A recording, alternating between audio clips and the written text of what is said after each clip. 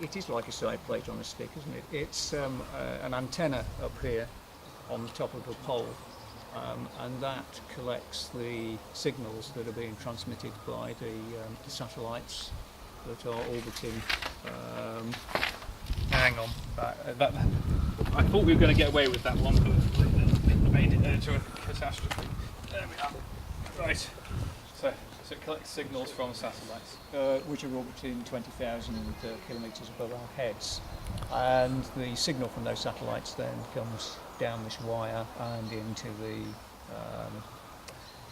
device down here, which is the data storage device. There is a red keypad which you can see in front of you, and that is used to control the instrument, set it up and get it running. and it's basically a posh version of the GPS you might have up a mountain anyway, or in a car or something similar. The concept is absolutely identical. Yes, that's right. Identical to what, sorry? To your handheld GPS or to the sat-nav that's in your car. It works in exactly the same principle. The main difference between this and the sat-navs you've got in your car is the equipment itself is a little bit more sophisticated. But the thing that makes it extremely accurate and gives us the centimetre accuracy is the fact that it can link into the Ordnance Survey's set of active ground stations. And you took it to the top of Glyder Fawr? And we lugged all 10 kilos of it to the top of Glyder Fawr, and we set it up there, and we found the highest point of the mountain.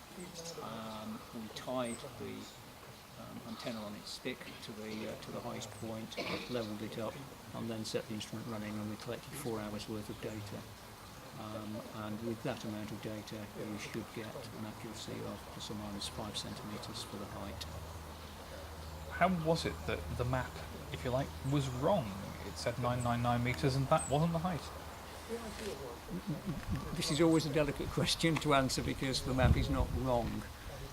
It's just a different degree of uncertainty in the result. So 999 metres has got an experimental uncertainty on it by the method of which it's measured of plus or minus 3 metres. So it could be between 996 or 1002 metres, which is perfectly adequate if you're using the map for walking, which is the purpose it was designed for. So it's fit for purpose, the map, and the answer of 999 is fit for purpose.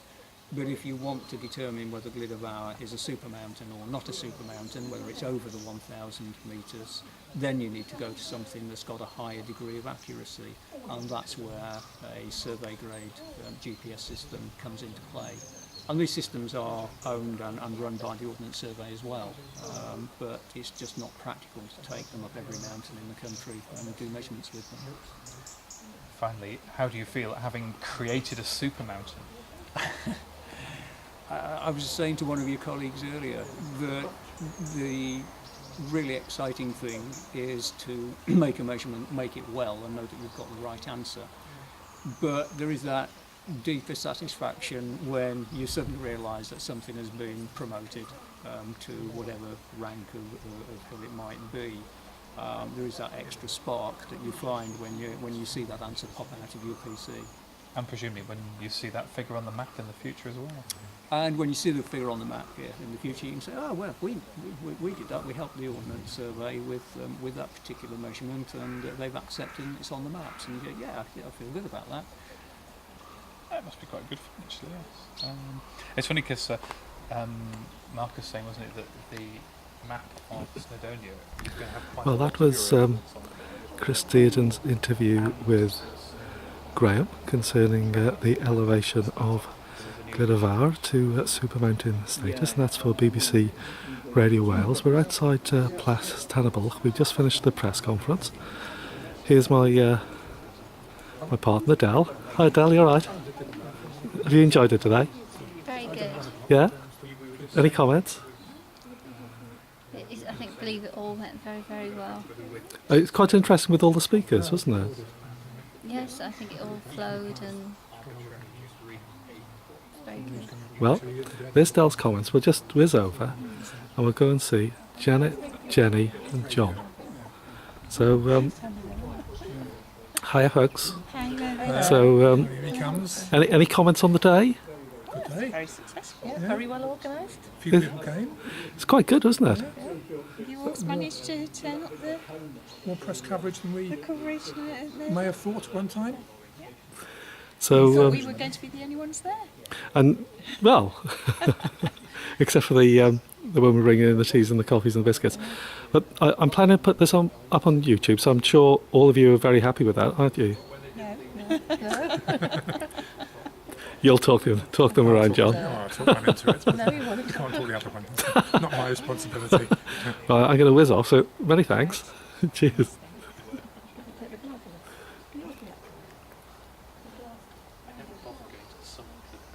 It's like you do what you're doing in the building. You don't actually go to the top of Snowdon because, like, it's been there, seen it, done it. Yeah. I mean, you do it quite a few times. The one thing I've not done is been up on the train. And there's the Leica 530. So there's a radio interview just outside of Plas Tan-y-bwlch. And you've got the beautiful landscape gardens just over the boundary wall, and lovely scenery in the background.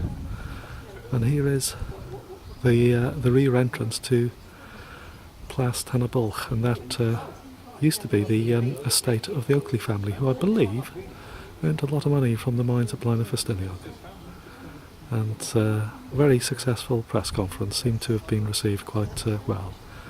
And some good people here as well. David Purchase, Brent Lynham, Chris Watson, Jonathan DeFranti, Fred Ward from the Monroe Society came down, and if I've forgotten any others, and there were others, I do apologise, but it was great that they all turned up and showed interest, so many thanks for that. So I'll leave you with a view of Chris, John and Graham and the Leica 530.